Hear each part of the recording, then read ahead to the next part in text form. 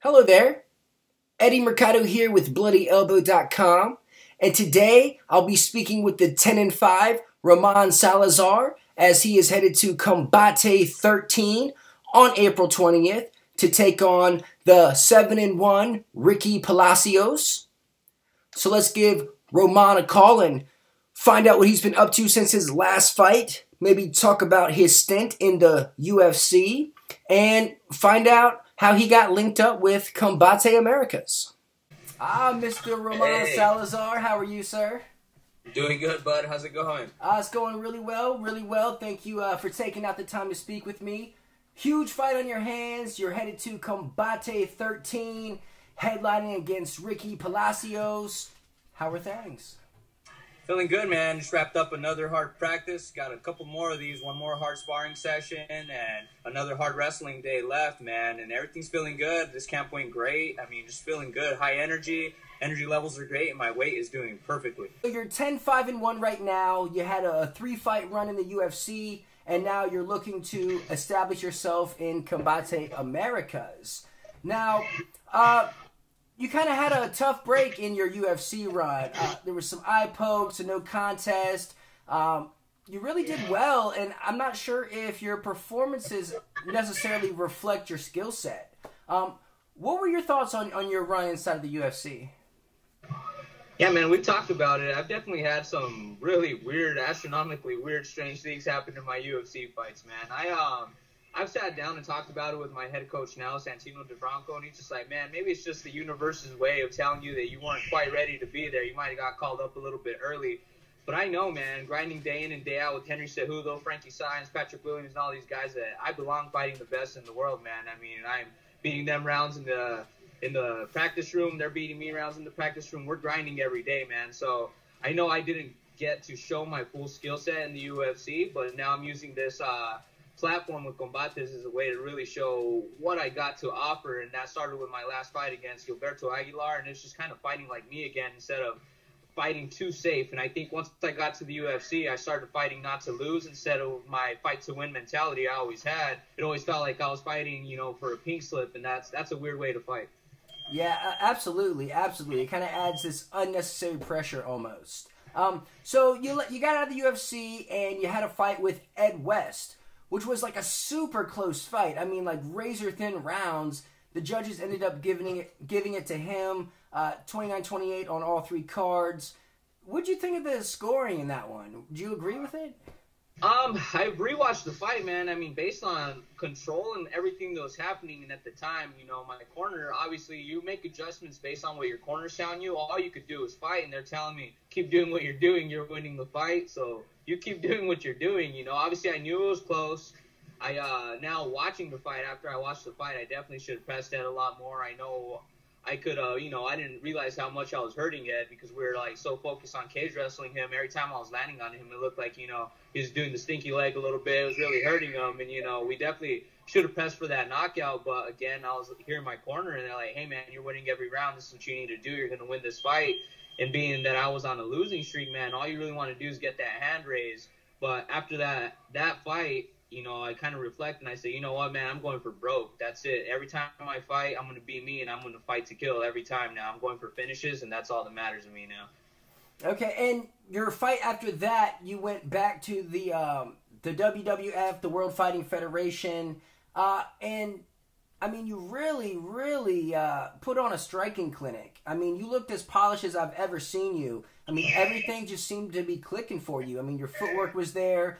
Your combinations were there, and you were finishing your combos with the leg kick, which I love to see. Is that something you worked on going into that fight?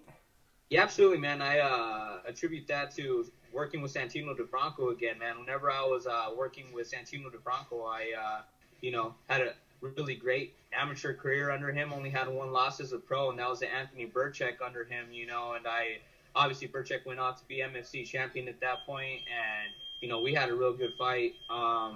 And it was just getting back to, I had to be a little bit selfish. I had to go find what I needed instead of, what everyone else needed. I'm still here to fight ready, but to me, I was like, for my camps, I'm going to have him run my camp because he knows my style instead of trying to make me, fight a style which I'm not, because I am more of a polished striker, and that's that, I use my movement a lot And it's just polishing my striking and mixing things up. If I have any strength, it's just my ability to mix everything up well and, you know, keep opponents guessing. And he just brought that out of me again, and now I'm fighting like me again, man. It feels great. Okay, and your last fight was at featherweight, 145 pounds. What was the reason for that? It was actually at 135, but oh, was it? Yeah, it was. But Gilberto ended up showing up overweight, so we made it a catch weight, and that's probably why it's listed as featherweight. I mean, I was so hungry to fight and get that win that I didn't care, man. I was like, I'll fight him. They're like, you want a piece of his purse? I don't care. Just let me fight him. We just got to get this win, man. I was obsessed with getting this fight done, man. I mean, you really put the stamp on him. Are you surprised you didn't get the finish? I mean, he was dead to rights. Dude, I'm telling you, man, that guy's an animal. He was eating everything, flying knees, head kicks. But I was just like, dude, this guy's a zombie, man. But I've seen him in some, like, tough fights before, fighting other tough dudes, and he's hard to put away, man. I mean, he's got good submission defense. He's just got one of those granite chins, man, you would expect from your stereotypical, like, hard-nosed Mexican boxer. I mean, I understand it's hard to knock him out that way. That dude was coming back from liver kicks and punches. I'm like, God, this guy's a nightmare. What's wrong with him? But I was like, test this guy for cocaine. How's he still up? but yeah, nah, man. I mean, I was excited, but I think, you know, even though I didn't get to finish him, I think I needed that. I think I needed those 15 minutes to get confident with my abilities again, and that's just what I needed at the time. That's what the prescription needed to be for that fight. It has me feeling a whole new type of confident for sure. Okay, do you think we can expect more of the same style from you from here on out, kind of putting a little bit of the wrestling away and kind of just really letting your strikes flow? Absolutely, man. I mean, that's what it is. Like, they gave me the green light to be me again, and they're like, hey, man, this is what makes you so hard to deal with. Are you wrestling? Are you striking? What are you doing? He goes, you know, your style, the reason you even got called up to the UFC is because you were always, like, putting hands on people and finishing people, and that's what it is, man. I just got to keep chasing that, trying to knock everyone out, and if I'm not knocking them out, I'm finishing them, man. We're going to dive on heads, dive on necks, do whatever we can, and just every second that fight's going, we're looking to finish. All right. Now, how did you get linked up with Combate Americas? Well, actually, through with Combate Americas, it was actually they're doing a co-promotion with the WFF, which is who I fought for here. I was actually their featherweight and their bantamweight champion some years back, and yeah, they're doing a co-promotion down in Tucson, which is my turf over there. I grew up over there, and even though I'm up in Scottsdale, Arizona now, so it's kind of nice heading that way. But yeah, no, the matchmaker Tom Ortiz just happened to tell them about me, and they seen a couple of my videos, and then they realized I'm bilingual and kind of marketable for them. So they called, they asked if I'd be interested in fighting, and I was like, heck yeah, man. I mean, I watch the Combate card all the time. I love the platform. I love what they, you know, how they showcase Latin fighters in our style of fighting, which is real hard-nosed fighting, and I just love it, man. I feel honored to be able to headline one of their cards. Yeah, and headlining already, taking on Ricky Palacios, Combate 13, April 20th, in your backyard of Tucson, Arizona. What do you think of the matchup? I mean, Palacios is, I mean, that dude comes to bang. He's a brawler, 7-1, like 5 KOs. I mean, he's a tough customer. Oh, dude, I love it. All it took was one fight. We watched his fight, my trainer and I was like, dude, let's do this. This is a dream. I love guys to show up to fight. I love it. This is what we do. I'm like, man, we're not here pillow fighting, dude. This is like, to me, I love challenges like that. Knowing that if I mess up at any point, I could end up counting stars, dude, and just sleep, and that's it. And that, to me, like, I have to be that on point with everything I do, and I love those challenges. That's what I want to fight. You know, it reminds me of whenever I fought Kid Yamamoto. He has that same kind of sting. I'm like, dude, like, no matter what he touches me with, he could put me away, and I knew that the whole time, so it keeps me on my A game. It keeps me honest, and, you know, I can't wait to put it together, man. Like, I'm excited. I love the way Ricky Palacios fights, and I just can't wait to be able to make him uncomfortable, man. I mean, I feel like every fight I've seen, people are kind of fighting his fight, and they're, like, sitting there in his boxing range and just trading with the guy, and, you know, I'm going to give him a bunch of different looks and just make him super uncomfortable, and we're going to see how he reacts to it, man. And you know what? I think that was the big takeaway from your fight with Gilberto. I mean, you really commanded the cage. I mean, you dictated how the fight was taking place, where it was taking place, and at the speed in which it was taking place. You know, he comes in swinging wide. You think he's going to struggle a little bit with your straight punches down the pipe? I mean, we obviously know, we addressed that. He's going to be a wide striker. Nothing he throws is really clean. It all comes with bad intentions. His uppercuts, his overhands, he throws them from both sides. Real loopy punches. Obviously, that's designed because we have those small gloves, and he's trying to fit them in behind the gloves. Even if your hands are up, he still finds a way to touch you, man. It looks great. But, yeah, I mean, it's just all about, being at kicking range or being all the way in and making him uncomfortable, man. We can't let him tee off. Once he starts teeing off, we got to either be in his face or we got to be out of the way and play the bullfighter there, man. We got to lay him in and out, and that's just how it's going to go. All right, now how's training camp going? As you mentioned, you're training with Henry Cejudo, Frankie Saenz, definitely top talents there. It's phenomenal, man. This training camp's been great, man. It really, really has. Just getting all these different looks and all the different rounds. It's awesome, man. It's just fun again. Like, I love fun training camp. I feel like I'm getting better daily, and I felt like I plateaued for a while, man. I wasn't excelling in any style anymore. Like I love this sport. Like, trust me, if I choose to get punched in the head, I'm a smart kid, man. I have a degree. Like, I don't have to do this, but I love this, and as long as I'm learning, I'm all about it, man. This is it. So I want to, make sure it's fun to me and make sure it's worth it to me. And as long as I keep learning every day and getting better, I feel like the sky's the limit for me here, man. I could see myself getting back to the UFC and just making some noise for sure. Okay, what is your degree in, if I may ask? Well, the broadcast journalism, brother. So really?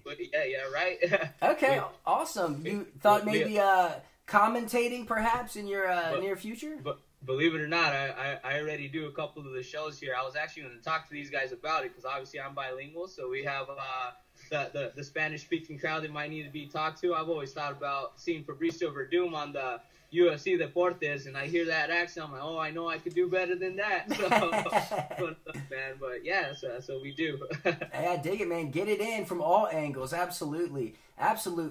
Well, you're training with some pretty good guys, mainly known for their wrestling. Who do you go for your stand-up?